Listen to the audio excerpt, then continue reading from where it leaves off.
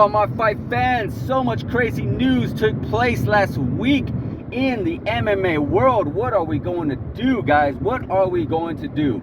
Let's talk about the news of all news. Let's talk about the creme de la creme news. Let's talk about this crazy breaking news of Conor McGregor hurt and not able to fight at UFC 303. Guys, what the hell? We've been waiting for this fight for so long that we're actually even tired of it. That we could have seen this fight happen 3 times over already, and this fight is still not taking place. Of course, they both made statements. They both want to fight still. It's going to happen eventually, I'm sure, but good God, what are we going to do? What are we going to do? I mean, at the end of the day, Conor McGregor literally shot himself in the foot, no pun intended, because at the end of the day, all he's ever done in the UFC is criticize his opponents for pulling out of fights. He criticized Rafael dos Anjos. He criticized Jose Aldo. He pretty much played up to his character of being the bad boy in the MMA world. But now he is the one that had to pull out a fight. So I'm pretty sure that's not a good look for the rest of the MMA community, being the guy that's always trash talked all these other fighters. But nonetheless, it's very, very unfortunate. Do we know when this fight gonna take place? No, we don't. If it is ever, because Conor McGregor, after that leg break that he had with Dustin Poirier back in 2021, it's been like, what are we doing? You might as well just retire, dude, because you are literally been away from the game for well over 3 years. This July will be 3 years, and we don't have a time frame. I feel like it's gonna be sometime this year. We still don't know what injury it was that is keeping him away, but yeah, I mean, come on, what are we gonna do? What are we gonna do with all this? It's just like, let's just get this guy over with. I feel mostly bad for Michael Chandler. Michael Chandler has not fought since 2022 against Dustin Poirier, and he lost that fight. So it's just like, what? I mean, he needs to keep himself busy because he's not getting any younger. Being away from the game, if he goes and waits till December, that's 2 years away from the company. He could have had 6 fights by then. 6.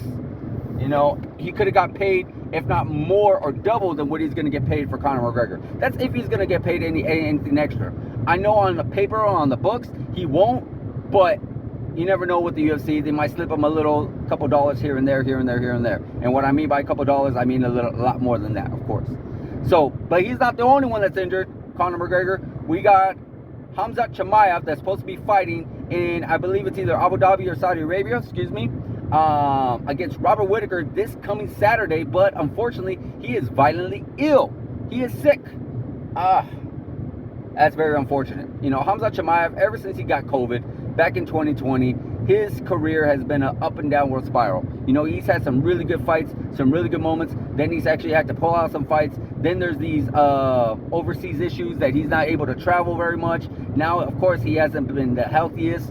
So it's just been crazy. The guy is so good. The guy is so talented. We always want to see him fight. We always tune in to see his fight because he is so entertaining. But I don't know. It's just he cannot stay healthy. He cannot stay injury-free, and for some reason, he cannot travel out of state.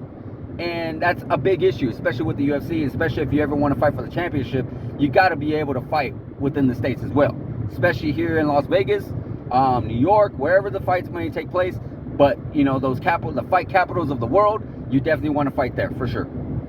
So, we hope Khamzat Chimaev has a speedy recovery. We do not know exactly what it is that is going on with Khamzat, but we hope he is also going to have a recovery as well.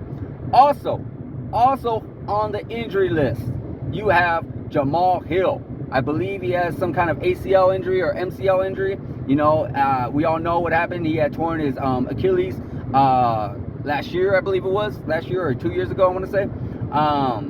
It feels like 2 years. But yeah, it's been quite some time. I want to say it's been over a year since he torn his Achilles. So now he has an ACL or MCL tear. So now it's like, damn, he's out of the game because he was on the undercard from UFC 303 as well. So that whole card pretty much in a way fell apart. But on another video, I'll let you know who's on the card as we move forward. But for Jamal Hill, it looks like he's going to be gone for the rest of the year. When it comes to injuries like that, you really don't want to play. You really don't want to rush it. You really want to do your best to actually get healthy, to to be as close as to 100%. But if you can't, you know, you definitely don't want to rush it, because UFC, they don't play. When it comes to the fighting game, they don't play. You know, they'll go for that leg. They'll go for those leg kicks. They'll go for that injury. It's a savage world that we live in an MMA world. So there you have it, guys. That's your injury list. That is your sick list. I mean, it's unfortunate. We had some really good fights in June, but a lot of them end up having to be canceled. It's very unfortunate, but hey, that's MMA. You know, there's only so much you can do about it. Like, subscribe, hit that notification button, and I'll see you guys in the next video.